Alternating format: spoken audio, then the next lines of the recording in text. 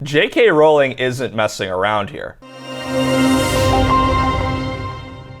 Welcome to Inverted World. I'm your host, Dylan Roth. The other day, J.K. Rowling was tweeting about the problem of transgender sexual predators in Scotland in response to Orwellian anti-free speech laws. Scotland has implemented a new Hate Crime and Public Order Act, which had just gone into effect on April 1st, and according to this new law, it criminalizes stirring up hatred, not exactly sure what that entails, against people based on their race, religion, sexuality, or gender identity. The maximum penalty is a 7-year jail sentence. Wow. Now, wouldn't it make sense for the hate crime law to include all minority groups? Well, believe it or not, women were not listed as a protected group in the legislation. Where are the raging feminists? Aren't women supposed to be a protected class? Oh wait, I forgot, it's 2024 and the rights of trans women are more important than the rights of actual biological women. That makes sense. So in response to this, as a way to stick it to these anti-free speech tyrants, J.K. Rowling posted a thread on X. These are biological males who have committed horrific sexual assault crimes against women and children. And Rowling basically dared the Scottish police and said, well, if I can't talk about this, then you might as well arrest me. Bring it on!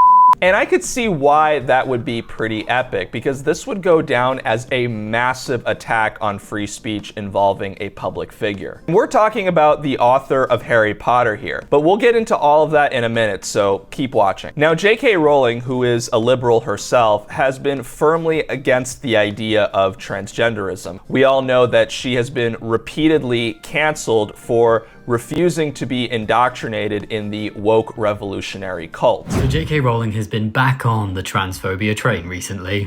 It's just important to make sure that all women are included. And yes, that includes trans women, because trans women are women, something that J.K. Rowling really doesn't want to accept. You canceled J.K. Rowling. My God, J.K. Rowling wrote all the Harry Potter books by herself. She sold so many books, the Bible worries about her. And they canceled her because she said in an interview, and this is not exactly what she said, but effectually, she said gender was a fact. And then the trans community got mad as shit. They started calling her a TERF. I didn't even know what the that was. But I know that trans people make up words to win arguments.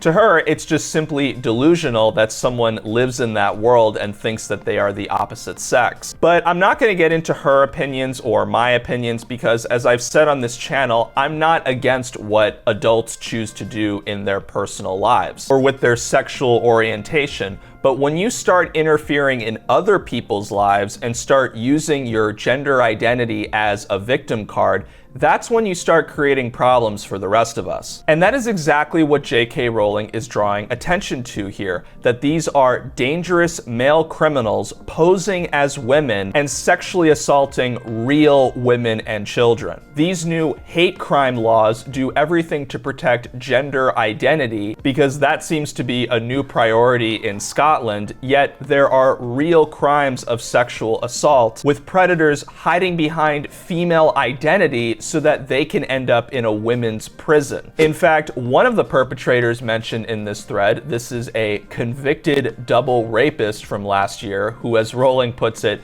found her true authentic female self shortly before she was due to be sentenced. In other words, this man assaulted 2 women and decided, I'm gonna be a woman myself. How convenient. And so after he was found guilty, he was sentenced to a women's prison. And here's something similar. Again, you gotta love J.K. Rowling's sarcasm here. Fragile Flower, 6 foot 5 inches, was rightly sent to a women's prison in Scotland after conviction.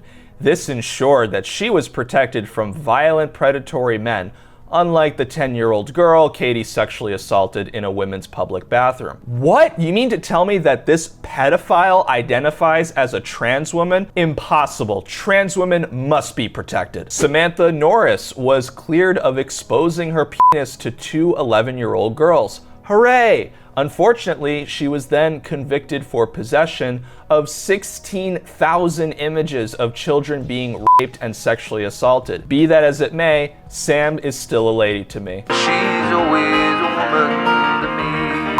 Scottish woman and butcher Amy George abducted an 11-year-old girl while dressed in female clothing. No idea why this was mentioned in court. Of course she was wearing women's clothing. She's a woman. Amy took the girl home and sexually abused her for over a 27-hour period. Now, these are, of course, very serious matters. Obviously, sexual abuse and assault are nothing to be joked about, but the humor really comes from the ridiculous nature of trans culture. We live in this clown world where these people think that they can still appear vulnerable in the eyes of the law, that they still belong to a protected class despite the horrible crimes they committed. I mean, they actually have the nerve. Not only that, but these are men who deliberately changed their gender after being convicted just so that they could get a more lenient sentencing at a women's prison. This is just ludicrous. And then at the end of the thread, this was J.K. Rowling's April Fool's joke. Only kidding. Obviously, the people mentioned in the above tweets aren't women at all, but men. Every last one of them. Scottish lawmakers seem to have placed higher value on the feelings of men performing their idea of femaleness, however misogynistically or opportunistically, than on the rights and freedoms of actual women and girls. The new legislation is wide open to abuse by activists who wish to silence those of us speaking out about the dangers of eliminating women and girls' single-sex spaces. The nonsense made of crime data if violent and sexual assaults committed by men are recorded as female crimes. The grotesque unfairness of allowing males to compete in female sports. The injustice of women's jobs, honors, and opportunities being taken by trans-identified men. And the reality and immutability of biological sex. It is impossible to accurately describe or tackle the reality of violence and sexual violence committed against women and girls, or address the current assault on women and girls' rights unless we are allowed to call a man a man. Freedom of speech and belief are at an end in Scotland if the accurate description of biological sex is deemed criminal. Now, it's no secret that freedom of speech has been heavily under attack in Europe, as well as Canada, Australia. So many countries are going through this Orwellian nightmare. Now that this new hate crime law in Scotland has passed, we have yet to see the effects that it will have on the country and if anybody will actually get arrested. But it has happened elsewhere. I posted a video a while back of a journalist in Canada who was arrested under the false accusation of assaulting a police officer, even though all he was doing was asking a member of parliament questions. Why is your government supporting Islamo-nationalism? What? Excuse me. What are you doing? You're under arrest for assault. Why are you pushing me? You're under arrest for assault. I was merely scrumming Minister Freeland, and a RCMP officer blocked me, and evidently this is now a trumped-up charge of assault, folks. I didn't come here to cause any trouble. I came here to do my job, and now I'm handcuffed. Now, this may seem absurd happening in another country from our point of view, but if we don't stand up for our First Amendment rights, this is exactly the type of thing that could make its way into America. And it's already coming. Free speech has been attacked from all angles, and you see this happening repeatedly. Little by little, they are trying to take it away from us completely. Thank God we have Elon Musk, who is finally able to level the playing field with X. If it takes billions of dollars to save free speech, then yeah, it's worth every penny. And the more we have brave public figures like Elon Musk and here J.K. Rowling taking a stand, we're winning this war. J.K. Rowling finishes her thread with, "I'm currently out of the country, but if what I've written here qualifies as an offense under the terms of the new act, I look forward to being arrested when I return to the birthplace of the Scottish Enlightenment." J.K. Rowling isn't messing around here. That really takes guts to just be like, Come and get me. And look, J.K. Rowling is not a conservative. She has held many liberal beliefs. She wrote Dumbledore as a gay character. She's spoken out against Donald Trump and compared him to Voldemort. She supported Hillary Clinton. But despite all of that, the left doesn't want somebody who has a unique opinion. They want to create a cult where everyone has the same radical woke belief system. Well, I am woke now, and I can prove it. Here you go. I love illegal immigrants. Yeah, sue me now. And J.K. Rowling was canceled because she didn't want to go along with the transgender ideology. Now, as it turns out, J.K. Rowling will not be arrested because obviously there is nothing to charge her with. Scotland police said, "We have received complaints in relation to the social media post. The comments are not assessed to be criminal and no further action will be taken." She even won support from the British Prime Minister Rishi Sunak. Well, look, we're not going to do anything like that here in England. We should not be criminalising people saying common sense things about biological sex. Clearly that isn't right. We have a proud tradition of free speech, and I think it just shows, whether it's the SNP or the Labour, these are the wrong set of priorities for the country. I'm focused on delivering on the things that really matter. But I can see why J.K. Rowling was trolling the Scottish government on this, because just several weeks ago, this trans person, India Willoughby, tried to report her to the authorities for misgendering her. A UK transgender news anchor reported the Harry Potter author to police for misgendering her as a man on social media. After doing so, India Willoughby fronted the cameras for an interview where she claimed that J.K. Rowling's words made her the victim of a hate crime. And for J.K. Rowling to deliberately, and that is the key word, misgender me, knowing who I am, is grossly offensive. It is a hate crime. Is this really where we're at as a species? We've been through slavery, segregation, terrorism, war, and now it is actually viable to go to the police because someone used the wrong pronouns on you? This is not an Orwellian dream or nightmare. This is an Orwellian reality staring you in the face. The full manifestation of authenticity has to be done in a higher order of unity. Deconstruction of male and female and enforcing that reality onto others is not tolerance. If you want me to use your preferred pronouns, I'm a nice guy. If you ask me nicely, I'm not going to say no. But you don't get to wage war against someone because of the misuse of their pronoun. Rowling has stated that she would rather go to jail than refer to someone by their preferred pronoun. Very bold and brave of her, but of course, no one should be penalized by the law, by society, or to have a court dictate whether words are offensive or not. That is the antithesis of free speech. That is the path of every totalitarian government in human history. As I've said, I don't have a problem with trans people making their own choices. Do I agree with the idea of changing your gender? Would I encourage anyone to do it?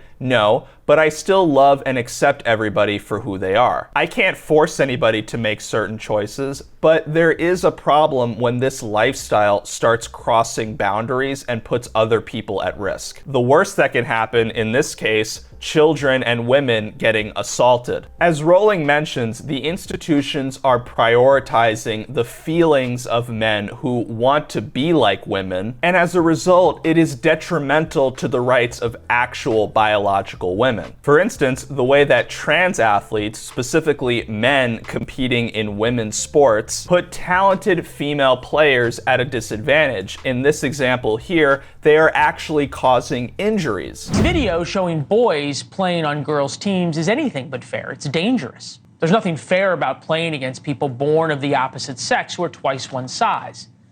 There's nothing fair about getting beat up on a basketball court where the referees live in fear of trans activists. I suffered from a concussion and neck injury that to this day I'm still recovering from. Other injuries I still suffer from today include impaired vision, partial paralysis on my right side, constant headaches, as well as anxiety and depression. I was unable to play the rest of my last volleyball season, and although I am currently playing softball, I am not able to perform as well as I know I have in the past because of the injury. My ability to learn, retain, comprehend has also been impaired and I require accommodations at school for testing because of this. Allowing biological males to compete against biological females is dangerous. To learn more, check out my previous video about this topic. I posted a link in the comments below. What has become increasingly clear over the years with this trend of woke ideology and transgenderism is that there are serious mental health issues and trauma within the LGBT community that have gone unaddressed. The woke revolutionaries tell you to just be tolerant and never criticize trans people, while at the same time, this is still a very misunderstood phenomena. Studies have shown that most trans people have experienced some form of psychological, physical, or even sexual abuse during childhood.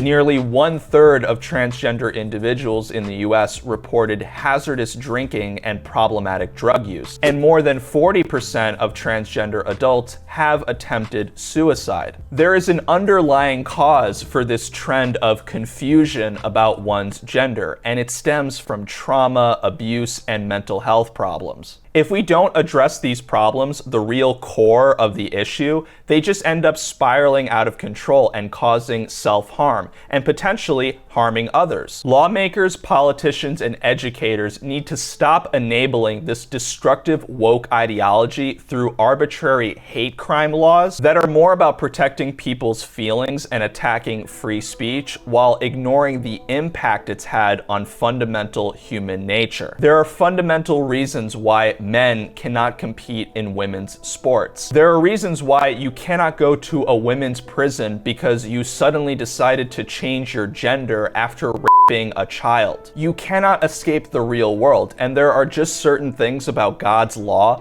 that we do not have the wherewithal to change. Thank you, J.K. Rowling, for speaking out about this. You are seriously one of the bravest public figures out there. That's all the time I have for today. Please be sure to like, share, and subscribe to Inverted World, and I will see you on the next one.